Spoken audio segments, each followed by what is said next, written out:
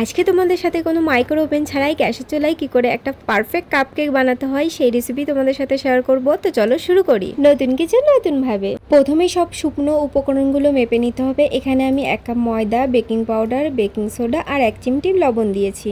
সব উপকরণগুলো ভালো করে 2-3 বার চেলে নেব, এতে কোনো দানা থাকবে না আর কেক হবে একদম নরম স্পঞ্জি। এবার নেব দুটো বড় সাইজের ডিম, একদম লো স্পিডে ভালো করে বিট করে নেব।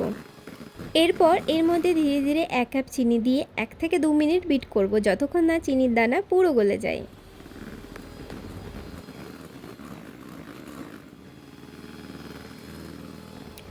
তারপর হাফ কাপ দুধ, হাফ কাপ তেল আর 1 চা চামচ ভ্যানিলা এসেন্স যোগ করব। আরও 30 সেকেন্ড লো স্পিডে বিট করলেই ভেজা মিশ্রণটি একদম রেডি।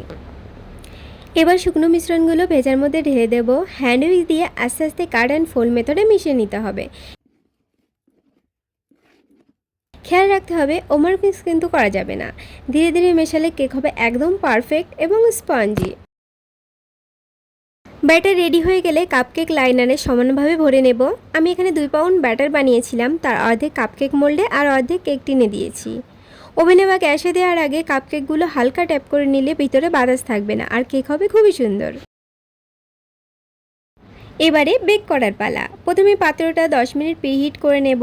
তারপর কাপকেকগুলো বসিয়ে লো টু মিডিয়াম আঁচে 20 মিনিট বেক করব। 20 মিনিট পর টুথপিক দিয়ে চেক করে নেব। টুথপিক যদি একদম পরিষ্কার বের হয় তাহলে বুঝবো আমাদের কেক একদম রেডি।